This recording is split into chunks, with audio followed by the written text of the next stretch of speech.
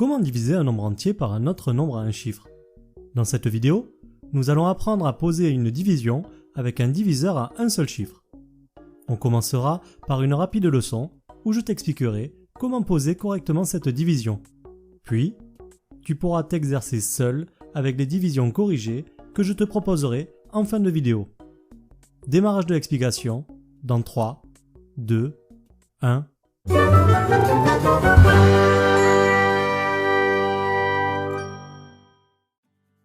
Comment poser la division d'un nombre entier par un nombre à un chiffre? Pour t'expliquer cela, nous allons poser la division suivante. 537 divisé par 4. On trace ce qu'on appelle une potence. On place le dividende à gauche, ici 537. Et on place le diviseur à droite, ici 4.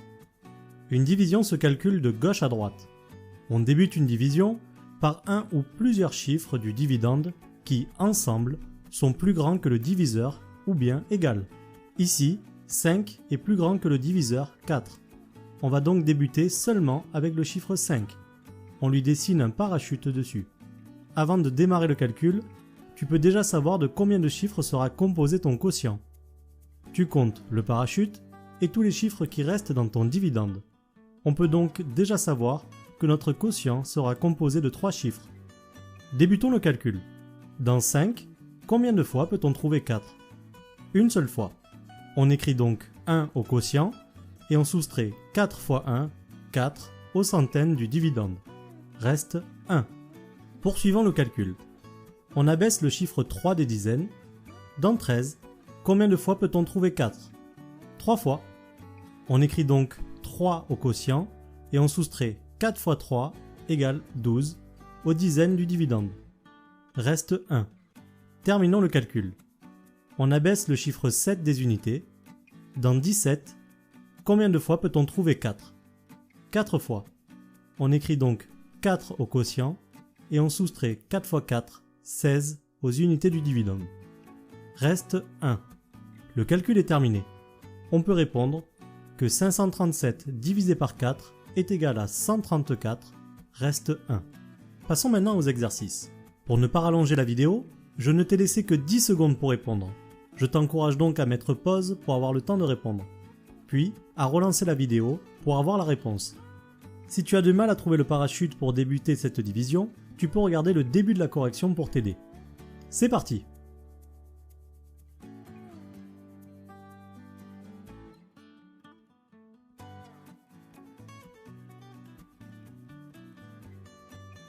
Le temps est écoulé. Voyons la correction. Pour débuter le calcul, le parachute est 8. On sait que notre quotient sera un nombre à 4 chiffres. Dans 8, il y a 1 fois 5. On écrit 1 au quotient et on soustrait 5 fois 1, 5. Puis, on abaisse le 0. Dans 30, il y a 6 fois 5. On écrit 6 au quotient et on soustrait 5 fois 6, 30. Puis, on abaisse le 6. Dans 6, il y a 1 fois 5. On écrit 1 au quotient et on soustrait 5 fois 1, 5. Puis, on abaisse le 3. Dans 13, il y a 2 fois 5. On écrit 2 au quotient et on soustrait 5 fois 2, 10. Le résultat de cette division est 1612, reste 3. Division suivante. Rappelle-toi de mettre la vidéo en pause pour avoir le temps de la poser. Si tu as du mal à trouver le parachute pour débuter cette division, tu peux regarder le début de la correction pour t'aider. C'est parti!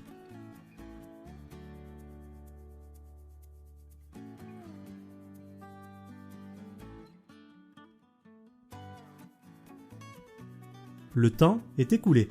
Voyons la correction. Pour débuter le calcul, le 4 n'est pas plus grand que le diviseur 6. On doit alors prendre un chiffre en plus, le 2. 42 est plus grand que le diviseur 6, le parachute est donc 42. On sait que notre quotient sera un nombre à 3 chiffres. Et oui, rappelle-toi que l'on compte le parachute et tous les chiffres qui restent dans le dividende. Dans 42, il y a 7 fois 6. On écrit 7 au quotient et on soustrait 6 fois 7, 42. Puis, on abaisse le 5. Dans 5, il y a 0 fois 6. On écrit 0 au quotient et on soustrait 0. Puis, on abaisse le 8. Dans 58, il y a 9 fois 6. On écrit 9 au quotient et on soustrait 6 fois 9, 54. Le résultat de cette division est 709 reste 4. A noter ici qu'il n'est pas obligatoire de soustraire 0. On peut directement abaisser le chiffre suivant. Division suivante. Rappelle-toi de mettre la vidéo en pause pour avoir le temps de la poser. Si tu as du mal à trouver le parachute pour débuter cette division, tu peux regarder le début de la correction pour t'aider. C'est parti!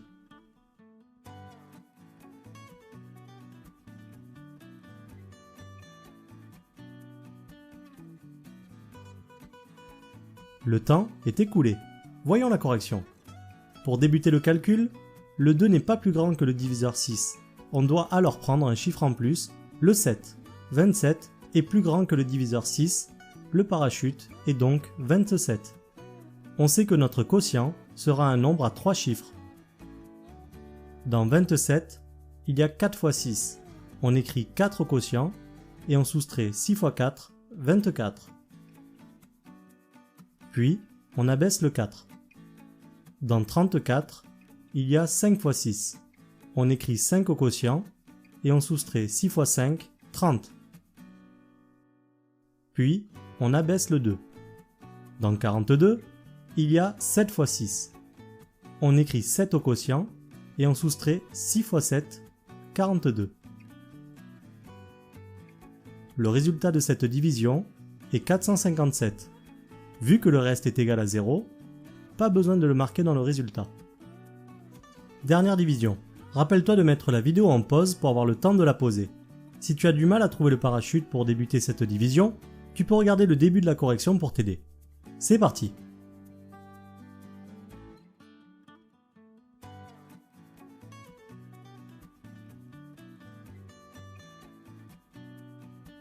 Le temps est écoulé. Voyons la correction. Pour débuter le calcul, le parachute est 3. Rappelle-toi que le parachute doit être égal ou plus grand que le diviseur. On sait que notre quotient sera un nombre à 4 chiffres.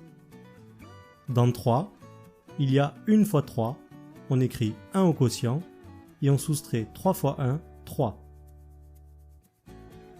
Puis, on abaisse le 4. Dans 4, il y a 1 fois 3.